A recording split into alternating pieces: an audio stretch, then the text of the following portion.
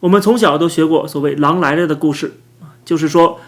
一个谎话重复很多遍，你再说就没人相信了，可能造成危害。而这个狼来了的故事今天居然在国与国之间再次上演，甚至引发了地缘政治危机。那么今天我们就来聊聊刚刚传出的这条新闻，就是中国的间谍气球又来美国了。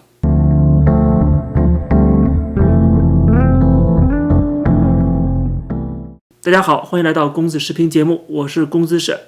就在刚刚，美国媒体曝光了一条消息，就是中国的间谍气球再次出现在美国大陆上空。那么据 CBS 的报道，这个间谍气球目前的状态是飞过了科罗拉多州的上空，现在美国军方正在紧急监控。就在1年前就发生过这种所谓间谍气球跑到北美大陆的情况，而且当时美国还击落了一架这个间谍气球。当时中美两国因为这件事情陷入到了外交争端当中，准备的布林肯访华也紧急叫停，对吧？没想到刚过1年，间谍气球又来了。那中国说法是这个间谍气球是因为气象原因最后偏离了轨道。 OK， 你上次难道还没吸取教训吗？上次也不是只有一个2、3个气球，已经引发了重大的外交危机，可是现在不吸取教训怎么又来了？那当然这背后，就像我之前当时出现这个间谍气球的时候就做那期节目讲到的，这个间谍气球几乎可以说不能说100%，但也有99%是故意为之的。那么为什么他这么做？当然有很多种可能性，我们可以一个一个来分析。那首先，时隔1年，突然这个间谍气球又出现了，不在乎之前爆发过外交冲突，这次还要来，他是干嘛来呢？你说如果是说偏离轨道了，那上次应该吸取教训，对吧？你把这个技术更新了，或者说你先别放了，如果你害怕出现这种偏差的话。可是他还要放，而且他还是集中在2023年不断的出现这种跑到美国本土的情况，然后突然就停了这么长时间，1年没有出现过，突然又出现了。实在一个稍微智商正常的人都会知道，这不可能是意外情况，因为如果是意外情况早就能够解决，你这气球难道不升起来就不行吗？所以英文有一句谚语吧，就你骗我1次 OK 算我倒霉了，但是你骗我2次3次，那么你被骗的人就要好好反思一下了，为什么老被这人骗？上次的拜登政府就因为这个事情遭到了反对党的猛烈抨击啊，他的无能，他的犹豫，他的懈怠都是可以指摘的地方。最后他还是发了1枚导弹，把这个气球给打下来啊，那只是打的1个而已，还有那个其他的呢？今天又来了，是不是还要打呢？对吧？当然他后来说打下来一个气球，经过评估说没有传输任何影像回到中国。 OK， 我们就算是国防部说了实话，当然这个是打个问号的啊，他不一定是说真话，他就算说了实话，那他也只是指这1个气球，那其他气球呢？而且这个气球还说他联网了他这个美国本地的这个通信供应商，就是它是可以连接的，那它能跟美国本地通话，它不能跟中国通话吗？它也是能把信息传回中国去的，虽然没有领像的资料，但是有其他的资料。总之，这个间谍气球对美国的国家安全一定是产生巨大威胁的，而且它气球的规模是非常庞大的。OK， 我之前讲过，它的体积巨大，所以必须要发射导弹才能打下来，它像一个客机一样庞大。那这种情况下，拜登政府已经很被动了，现在又来了。今天是星期5嘛，就在今天出现在美国上空。OK，那么它在下一步会飞到哪里去？那么我们会持续观察，我相信还会有更多的美国媒体的报道出来。那么目前我们看到的是，就在1-2个小时之前，那我看到消息就立刻跟大家来讲这个事情，因为这不是1次2次了，这1年前就出现过密集的这种入侵，间谍气球的入侵。那好，为什么？说到重点，我觉得有这么几个可能性啊，跟大家来分析一下。一个就是我刚才说的狼来了，它是一种极限测试，测试你的反应，看你到底做出什么样的反应对待这样的一个情况。如果美国不够坚决，不够把这个事情上升到这个外敌入侵的这样的一个程度，那么未来的他就可能真的这么做。他需要了解美国对中国到底强硬到什么程度，他需要做一个测试。这是一种压力测试给到美国，所以说不断的出现啊，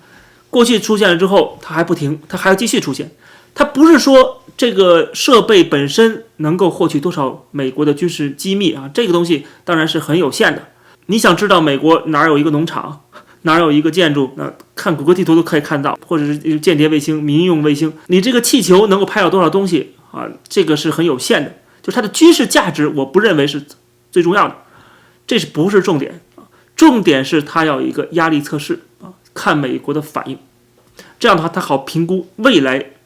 他在共产党有这种军事动作需求的时候怎么去做啊？既能够不跟美国发生正面的冲突，同时呢又能够讨到便宜，能够占到便宜，这个是他们要做未来评估的。所以他现在要开始逐渐的进行这些方面的测试啊，测试工作，这是战略目的。那另外一个军事目的，当然我刚才讲到了，意义不大，但是也不是没有。它现在可以说有的不装摄像头，那未来呢？它如果能够利用这样的一个手段，所谓间谍气球的手段，如果飘到了西雅图的上空啊，然后它释放一种毒素或者是新冠，反正中国的武汉病毒研究所有的是这些剧毒的东西，那你怎么办？对吧？就是产生巨大的这种灾难。所以说，这仍然还是有一定的军事的利用价值。那这是第二点。那第三点，当然可能有人会说，是不是阴谋论嘛？就是释放这个气球，这个气球能够飘到别的国家，而且它又是一种有高精尖技术的庞大的间谍功能的大型的这种飞行物，它一定是跟中国军方有密切关系的。换句话说，就是它释放这个气球是得到军方许可的。军方难道不知道这个气球可能会飞到美国吗？过去他不知道，我都说有情可原，他没飞过 OK， 他飞了那么多次了，而且都甚至已经飞到美国好几次了，而且都引发外交冲突了，他难道不知道吗？他为什么还批准继续的升空呢？那当然就是军方想要产生这样一个效果，就是对美国的一种威慑，我都能飞到你本土去，对吧？我间谍卫星能飞到，我其他的飞行物也能飞到，那你怎么办？那你是不是要跟中国为敌？我们现在有能力这么做，有能力伤害到你，或者有能力的恐吓到你，所以军方是有这种需求的。那军方这个需求是不是习近平的需求？这可以说道了，对吧？那习近平有可能有这样的一个需求，需要在跟美国谈判的过程中还要去敲打美国，这样的话他可以在谈判的时候取得一些谈判的筹码啊。那么当然另外一种可能性就是军方这么做，习近平不知道，或者说习近平知道，但是他被欺骗了，就是军方说这些事情都是常规的，没什么问题啊，习近平就批准了。但是他飞到美国，风往哪儿吹，这个是军头所掌握不了的，对吧？他可以说啊，我们也没想到会飞到美国。所以军方是不是有这样的一个需求？看到现在中国因为经济上的困境而导致跟美国要进一步的友好合作啊，或者说示好。这次王毅访问欧洲不就是去示好了吗？我上期节目讲到，我不是说去求放过吗？那么这时候军方就要做出表态了，特别是那些强硬派啊，那些鹰派的人物，他要释放一些信号，美帝亡我之心不死，不要想着跟敌人去做交易，你们害了这个国家，害了这个党，害了共产党的天下。那么这两个可能性当中，我更倾向于第一个，就是他还是习近平来主导的。就习近平有这样的一个政治需求，因为习近平现在代表了鹰派，代表了巩固政权、维持共产党集权统治的，把共产党打造为更加集权化的一个政治势力，在生存危机当中去捍卫共产党的永久执政、绝对统治啊。党中央的这样的一个政治需求跟习近平的政治需求实际上是重合的，所以在我看来，习近平主导的可能性更大一点，他仍然是亲自指挥、亲自部署。所以说，不断的间谍气球来袭，这是有上述的几个理由和目的。而且恰巧现在又是民主党执政的时候，他又不像共和党那么强硬，特别是现在内部的经济压力已经足够大了啊！如果跟中国闹翻了，或者是产生更大的冲突，对美国的经济也会受到巨大的影响。而现在马上面临大选，那么民主党可能也比较担忧这一点，所以说我不知道这一次拜登是不是还会继续的像上次一样淡化间谍气球的来袭？但我觉得共和党不会放过这次机会哈，所以这是对拜登政府的一个巨大的挑战和考验。因为现在这个时代是冷战时代，但是明显像拜登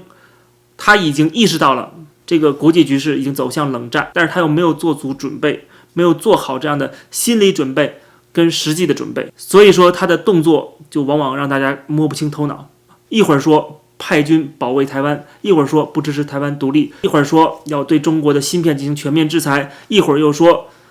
我们还是要跟中国这个合作交流，不想与中国为敌。这种矛盾心理也正好是这种时代在转变过程中的一种反应，就是很多人还活在过去那个时代全球化的时代，但实际上各方利益之间的博弈已经到了另外一个阶段了。可是大家的心理或者是一种惰性还留在过去那个时代，所以做出了很多行为就看起来前后矛盾，既要这样又要那样。